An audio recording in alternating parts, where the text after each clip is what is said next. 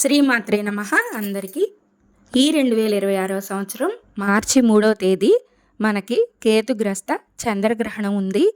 ఆ రోజు మంగళవారం పౌర్ణమి తిథి ఉంది. ఇది సంపూర్ణ చంద్రగ్రహణం అయినప్పటికీ మన భారతదేశంలో చంద్రోదయ సమయంలో ఈ గ్రహణం విడుపు మాత్రమే కనపడుతుందని, కాబట్టి దీనిని గ్రస్తోదయ చంద్రగ్రహణం అని కూడా పిలుస్తారని పండితులు తెలిపారు. ఈ గ్రహణం మన దేశంలో సాయంత్రం 6:20 ప్రారంభమై చంద్రోదయం అయిన తర్వాత కేవలం 27 నిమిషాలు మాత్రమే కనిపిస్తుందట. అయినప్పటికీ ఈ గ్రహణ నియమాలు మనమందరం పాటించాల్సి ఉంటుంది.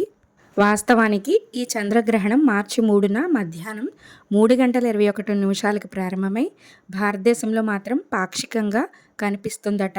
మొత్తంగా ఈ చంద్రగ్రహణం ఏర్పడే పూర్తి సమయం 3:27. ఇక ఈ చంద్రగ్రహణం యొక్క మోక్షకాలం వచ్చి సాయంత్రం 6:48 వరకు ఉంటుంది. ఈ గ్రహణం పూర్వ ఫాల్గుని నక్షత్రం సింహరాశిలో ఏర్పడుతుంది. అందువల్ల సింహరాశి వారు ఈ గ్రహణాన్ని చూడకూడదు. అధమ ఫలితాలు ఎవరికంటే వృషభ రాశి, కన్యారాశి, సింహరాశి, మకర రాశి. మధ్యమ ఫలితాలు మేషం, కర్కాటకం, ధనుస్సు, కుంభరాశి. ఉత్తమ ఫలితాలు మిథున రాశి, తులారాశి, వృశ్చిక రాశి, మీనరాశుల వాళ్ళు. అధమ ఫలితాలను పొందే రాశుల వారు స్థానిక పురోహితుల సూచన మేరకు పరిహారాలు పాటించండి. శక్తి లేని వారైతే దగ్గరలో ఉన్న శివాలయంలో అభిషేకం చేయించుకోండి. గ్రహణ సమయానికి ముందుగా పగలు 11 గంటల లోపే భోజనం చేయాలి.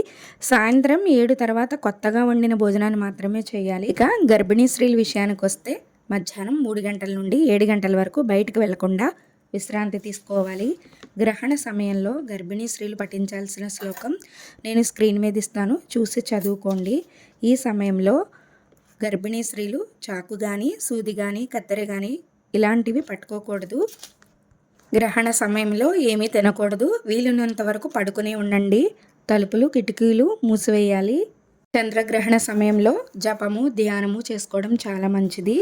ఆ సమయంలో శివ పంచాక్షరి మంత్రం అంటే ఓం నమ శివాయ, విష్ణు మంత్రం అంటే ఓం నమో నారాయణాయ నమః, ఓం నారాయణాయ విద్మహే వాసుదేవాయ ధీమహి ఇలా చదువుకుంటే చాలా మంచిది. ఇంకా రాహు మంత్రం, కేతు మంత్రం ఉన్నాయి. ఓం రాహువే నమః, ఓం కేతవే నమః అని చదువుకుంటూ ధ్యానం చేసుకోండి, చాలా మంచిది. ఇంకా గ్రహణ సమయంలో పీరియడ్స్లో ఉన్న, నెలసరిలో ఉన్న మహిళలు నియమాలు పాటించాలి. గ్రహణం ప్రారంభానికి ముందు మరియు గ్రహణం ముగిసిన తర్వాత పట్టు స్నానం, విడుపు స్నానం తప్పనిసరిగా చేయాలి. అదే సమయంలో వంట చేయడం, ఆహారం తినడం, ఇంకా పూజా గదిలోకి వెళ్ళడం, ఇలాంటివి, దేవుని ఫోటోలు, విగ్రహాలు తాకటం ఇలాంటివి చేయకూడదు. భగవంతుని నామాన్ని మనసులోనే స్మరించుకుంటే చాలా మంచిది. గ్రహణం ముగిసిన తర్వాత దానం చేయడం వల్ల మంచి ఫలితాలు ఉంటాయి.